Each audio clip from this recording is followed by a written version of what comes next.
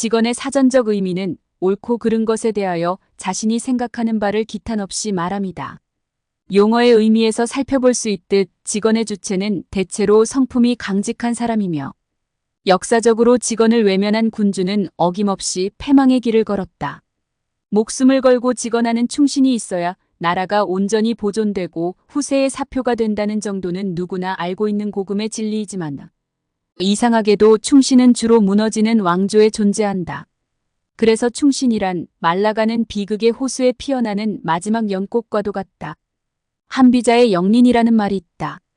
거꾸로 박힌 비늘이라는 뜻으로 임금의 분노를 비유하는 말이다. 한비자는 용은 성질이 유순하므로 길들이면 탈 수도 있다. 그러나 턱 밑에 길이가 한자나 되는 거꾸로 솟은 비늘이 있어서 용을 길들인 사람이라 할지라도 만약 이것을 건드리면 반드시 그를 죽인다. 군주에게도 영린이 있으니 군주를 설득하고자 하는 사람은 이 영린을 건드리지 않아야만 성공을 기대할 수 있다고 하여 섣부른 직언의 위험을 경고하고 있다. 역사적으로 충신들의 마지막이 순탄치 못했던 것은 비참한 말로가 있어야만 충신으로 기록해주는 역사학자들의 유별난 성향 탓이기도 하지만 주된 원인은 자신의 정치 철학을 관철할 충분한 힘이 없는 상태에서 군주에게 직언했기 때문이다. 중국 역사를 통틀어 충신으로 가장 많이 거론되는 인물은 비간이다. 은나라 주왕이 정사를 돌보지 않고 주색과 사륙을 일삼는 폭정을 지속하자 승상이었던 비간은 주왕에게 올바른 정치를 하라고 직언하였다. 주왕은 성인의 심장에는 구멍이 7개 있다고 하던데 어디 한번 열어보자며 비간의 심장을 꺼내 죽였다. 조선시대 김처선도 직언 때문에 목숨을 잃은 인물 중 하나이다. 세종 때부터 환관이었던 그는 본래 직언을 서슴지 않아 주위의 미움을 사는 일이 많았고 그로 인해 여러 차례 관작이 삭탈되고 유배되기도 하였으나 의술이 인정되어 연산군 때 복직되어 시종이 되었다. 직언하는 습성은 연산군에게도 이어졌지만 연산군은 화를 내면서도 쉽게 용서해 주었다. 하루는 연산군이 스스로 창안한 처용이를 추며 음란 행각을 벌이자 김처선은 이 늙은 신은 4대에 걸쳐 임금을 섬겼으나 고금의 군왕으로 이토록 문란한 적은 없었소이다라며 간했다. 더는 참을 수 없었던지 연산군은 직접 활을 들어 김처선을 쏘았는데 쓰러진 후에도 간언을 멈추지 않자 그의 다리를 자르고 혀를 잘라 죽였다. 직언으로 감정이 상하는 원인은 무엇보다 그 내용이겠지만 직언을 하는 자의 거친 말투가 감정 훼손을 증폭시키는 역할을 하는 경우가 많다.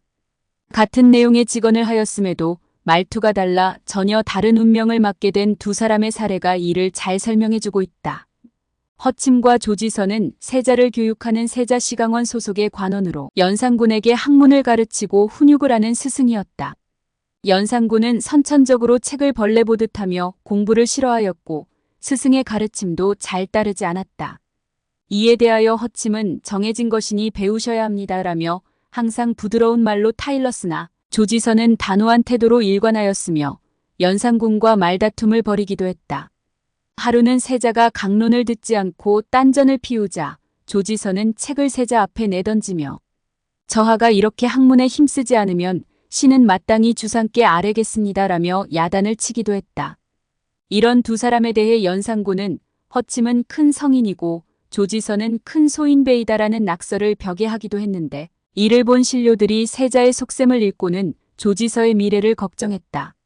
조지선은 후일 연산군이 즉위하자 해를 입을까 염려하여 벼슬을 내려놓고 지리산 아래에 은거하였는데 연산군은 조지서가 생모의 폐비 사건에 관여했다며 서울로 압송시켜 처형시키고 시신을 토막 내어 한강에 던져버렸다. 그에 반해 허침은 승진을 거듭하여 후일 좌의정까지 올랐다. 조지선은 스승으로 마땅한 일을 했고 비뚤어진 제자를 바로잡으려 최선을 다했지만 까칠한 직언을 훈육 방법으로 사용한 탓에 대역죄의 버금가는 최후를 맞아야 했다. 폭군의 대명사인 연산군이야 그렇다 치더라도 우리 역사상 가장 위대한 성군이라는 세종조차도 직언을 불편해했다는 사료가 조선왕조실록에 고스란히 남아있다. 태종은 음행과 기행을 반복하던 양녕대군을 폐쇄자한 후 경기도 광주로 내치면서 내가 죽은 후에도 양녕을 한양에 내왕하지 못하도록 하라는 엄명을 내렸다. 그러나 태종 사후 양녕대군은 도성 출입 금지령을 수시로 어겼고 세종은 이를 알면서도 묵인했다. 한 번은 양녕대군이 공신윤자당의 첩 윤희와 간통한 것이 드러나 윤희가 옥에 갇히는 사건이 발생하였다. 그런데 양녕대군은 사죄는커녕 뻔뻔하게도 윤희의 석방을 세종에게 탄원하면서 병을 핑계로 자리에 누웠고, 세종은 그런 양녕대군을 처벌하는 대신 윤희를 석방하였으며 어의를 보내 양녕대군을 치료해주기조차 했다. 이 같은 세종의 처사에 사헌부 관리들이 양녕대군을 처벌하라고 벌떼처럼 일어났으나 세종은 굳은 얼굴로 옛말에 3번 직언해도 듣지 않으면 사직한다고 했거늘 당신들도 그만두면 되지 어찌 말이 많은가라며 짜증을 냈다. 세종의 옳지 않은 처사에 분개한 사헌부와 사간원 관리들이 전원 사직서를 제출하는 것으로 항의를 표하자 당황한 세종은 다음날 이들의 사직서를 모두 반려하며 물러서는 모습을 보였으나 집단 사직 파동이 잠잠해지자 사사건건 간섭하는 신하들을 손봐야겠다고 여기고 대사헌 김맹성을 형조 참판으로 좌천시켰으며 사헌부 장령 몇 사람을 파면시키는 등 엄포를 놓았다. 그러했음에도 며칠 후 사간원 헌납 최효손과 신임 사헌부 장령 진중성이 또다시 양녕대군의 처벌을 요구하고 나섰다. 임금을 업신여긴다고 여긴 세종은 세금 포탈범을 눈감아줬다는 죄명을 만들어 김맹성을 파면했는데 이 사건은 무려 9년 전에 있었던 사건이었다. 직언은 아랫사람이 윗사람에게 하는 것으로만 여기기 쉬우나 그 반대의 경우도 있다. 좋은 말로 타일러도 될 것을 폐부를 찌르는 싸늘한 말로 호되게 나무라는 것이 그렇다. 물론 윗사람의 심기를 건드리는 직언보다야 위험이 덜하겠으나 부하를 매몰차게 대한 것이 원인이 되어 일생을 그르친 사람들도 적지 않다. 사람들이란 10마디 칭찬 끝에 한마디 야단만 들어도 그 한마디에 섭섭함을 느낀다. 그래서 지혜로운 상사는 공개적으로 부하를 질책하지 않으며 꾸짖을 일이 있으면 사람들을 물리친 후에 조용히 한다. 공개적 질책은 상대의 잘못을 바로잡는 효과는 고사하고 모욕감만을 주게 되므로 굳이 망신을 줄 목적이 아니라면 하지 않음만 못하다. 직언의 의도나 목적이 어떠하든 직언에 순응하면 적극적으로는 인생을 살찌우고 소극적으로는 패망을 막는다는 점에서 직언은 쓰지만 삼켜야 할 양약과도 같다. 역사를 살펴보면 직언의 귀를 막아 나라를 기울게 한 군주는 흔하지만 직언에 관대했던 군주는 찾기 어려운데 직언을 달게 여기고 직언하는 신하를 중히 여겨 나라를 번영으로 이끈 고금의 복이 드문 군주가 있었다. 당나라 2대 황제 태종이다. 이세민은 서기 599년 수양제의 이종 사촌인 이연의 둘째 아들로 태어났다. 이연은 평소 큰 뜻을 품고 있었는데 태원유수로 있던 무렵 수양제가 대규모 토목공사와 가혹한 세금 징수로 백성의 원성이 높아지자 때가 왔다고 판단하고 휘하의 3만 병력을 수도 장안으로 휘몰아 수나라를 멸하고 당을 건국한 후 스스로 황제에 올랐다. 이연에게는 4명의 아들이 있었는데 셋째는 일찍 죽고 나머지 형제 중 둘째인 이세민이 가장 영민하였다. 이세민은 개국에 가장 공이 큰 자신이 황태자가 될 것이라 내심 기대했으나 황실의 안정을 위한다는 명분을 내세워 아버지가 적장자인 이건성을 황태자로 세우자 불만이 컸다. 때를 노리던 이세민은 첫째 이건성과 넷째 이원끼리 황제의 후궁을 희롱했다고 거짓 고변을 하여 아버지가 두 아들을 궁으로 소환하게 만든 후 현무문에서 자신의 활로 이건성의 목을 쏘아 즉사시키고 이원길마저 죽이는 잔혹함을 보였다. 이후 아버지를 겁박하여 자리에서 물러나게 하고 스스로 황제에 오르니 이 사람이 당태종이다. 천하의 주인이 된 이세민은 이건성을 따르던 무리의 숙청에 나섰는데 특히 위징은 일찍이 이세민의 야욕을 눈치채고 이건성에게 여러 차례 이세민을 없애야 한다고 진언했던 인물이었다. 이세민은 묶여서 끌려온 위징에게 내가 우리 형제를 이간질하였으니 살기를 바라지 말라며 꾸짖자 위징은 나는 내가 모시는 주군을 위해 충성을 다한 죄밖에 없습니다. 태자가 내 말을 들었더라면 어찌 오늘 같은 일이 일어났겠습니까? 라며 태연하게 대답했다.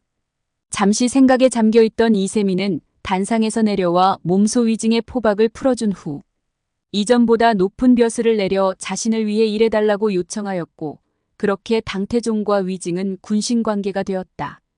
제위에 있는 동안 당태종은 늘 신하들에게 자신의 잘못을 간언하도록 장려했는데 가장 신랄하게 직언한 사람은 다름 아닌 위징이었다. 위징은 시도 때도 없이 당태종에게 쓴소리를 쏟아냈지만 당태종은 이런 직언을 한마디도 마다하지 않고 보약 먹듯했다.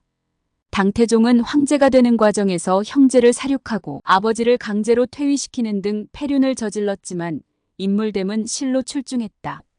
교만하지 않고 검소했으며 특히 문벌에 상관없이 고루 인재를 등용했다. 당태종은 신하들의 직언을 유도하여 자신의 잘못을 바로잡았고 내치와 외치는 물론 문화와 예술 분야에서도 빛나는 업적을 남겨 중국 역사상 가장 번영을 누린 이른바 정관의 치를 이루었다. 이와는 달리 처음에는 신하의 직언을 달게 받아들여 나라를 융성시켰다가 말년으로 갈수록 직언을 멀리하고 아첨을 가까이하여 백성을 도탄에 빠뜨리고 나라를 기울게 한 군주가 있었다. 당현종이다. 현종은 서기 685년 당나라 5대 황제 예종의 삼남으로 태어났다. 서기 710년 4대 황제 중종의 부인인 위황후는 자신이 황제가 되기 위해 딸인 안락공주와 결탁하여 남편인 중종을 암살하고 현종의 아버지인 상왕까지도 해치려 했다. 이를 간파한 현종은 신복병사를 동원하여 위황후와 안락공주 일당을 제거한 후 아버지를 황제로 옹립하였다가 28세 때 예종의 양위를 받아 황제에 올랐다. 현종은 환관과 인척의 정치관여를 금지하여 조정의 기강을 바로 세우고 백성을 핍박하는 권세가들을 엄히 다스리는 동시에 인재를 등용하여 그들의 조언을 중히 여겼다. 또한 유능한 관리를 지방에 파견하여 민생을 돌보게 하고 나라에 가뭄이 들면 궁궐의 쌀을 풀어 빈민에게 나누어주는 등 어진 정치를 펼치니 중종 이후 어지러웠던 국정은 안정되고 나라는 강성해졌다. 사람들은 현종의 정치가 당태종 때의 태평성대인 정관의 치에 버금간다고 하여 당시 연호인 개원을 붙여 개원의 치라 불렀다. 현종 집권 전반기의 번영은 현종의 뛰어난 역량이 바탕이 되었지만 무엇보다 신하들의 쓴소리를 마다하지 않는 현종의 정치적 포용력이 있었기에 가능했다. 다음 일화를 살펴보면 현종이 신하들의 직언에 어떻게 대처했는지를 잘 알 수 있으며 1000년이 훨씬 지난 지금 생각해도 감동을 멈출 수 없다. 한유는 현종 때의 재상으로 직언을 서슴지 않기로 유명했는데 그의 쓴소리가 얼마나 심했던지 현종의 얼굴이 야윌 정도였다. 하루는 현종이 사냥을 나갔는데 몹시 불안해하며 근심하는 기색이 역력했다. 이를 본 신하가 이유를 묻자 현종은 내가 사냥하는 것을 한유가 알면 어쩌지라며 걱정했다. 그 말을 들은 신하가 한유가 조정에 들어온 뒤로는 폐하께서 하루도 즐겁게 지내지 못하시고 몸도 야위셨습니다. 왜 한유를 내치지 않으십니까? 라고 하자 현종은 한유 때문에 나는 말랐지만 천하는 살찌지 않았는가. 이전에 내숭이 재상으로 있을 때는 모든 일을 내 말대로 따랐지만 잠자리에 누워서도 천하를 생각하면 편히 잠을 이룰 수 없었다. 그러나 한유의 말을 따르면 귀에는 거슬려도 천하에 대한 걱정이 없어 편히 잠을 이룰 수 있었다라고 하였다. 군주가 신하의 고언을 이처럼 달게 여기니 현종 초기 태평성대가 펼쳐지지 않을 수 없었다. 그렇게 현명했던 현종이었으나 노년에 접어들어 양귀비에 빠지면서 직언을 멀리하고 간신배를 총애하며 정치에도 실증을 내기 시작했다. 말년의 현종이 얼마나 아부를 좋아했는지 간신 알록산과의 대화를 살펴보면 금세 알 수 있다. 알록산은 뚱뚱하고 배가 불룩 나왔는데 현종이 알록산에 튀어나온 배를 보고 웃으며 경의 배에는 무엇이 들어있기에 그렇게 볼록한가라고 묻자 알록산은 폐하에 대한 일편단심이 제 배에 가득하기 때문입니다라고 대답했다. 현종이 이 말을 듣고 크게 기뻐하며 알록산에게 무려 3지역의 절도사를 겸임하게 하였는데 이는 당나라 전체 절도사의 병력 중 3분의 1에 해당하는 것이었다. 은밀히 군량을 비축하고 군사를 기르며 기회를 엿보던 알록산은 서기 755년 15만 병력으로 순식간에 낙양을 점령한 후 장안을 향해 진군하였고 알록산의 반란을 반신반의하며 궁에 머물던 현종은 반란군이 도성에 근접하자 그제야 황급히 궁을 빠져나와 피난길에 올랐다. 현종을 따라 나섰던 양귀비는 성난 군중들과 호위 병사들에게 나라를 망친 원흉으로 지목되어 살해당하고 현종은 낙담하여 아들 숙종에게 양의한 후 상황으로 물러났다. 오래지 않아 알록산의 난이 진압된 후 현종은 궁궐로 돌아올 수 있었지만 예전의 권위는 찾지 못한 채 양귀비를 그리며 시름시름 앓다가 숨을 거두었고 강성했던 당나라의 국력은 쇠퇴의 길로 접어들었다. 직언하는 것은 위태로운 일이지만 마땅히 직언에 귀를 기울여야 할 사람이 직언을 배척하는 건 역시 위태롭다. 실로 충언은 귀에 거슬리나 자신에게 이롭다는 공자의 말씀이야말로 고금에 다시 없는 명언이라 할 것이다.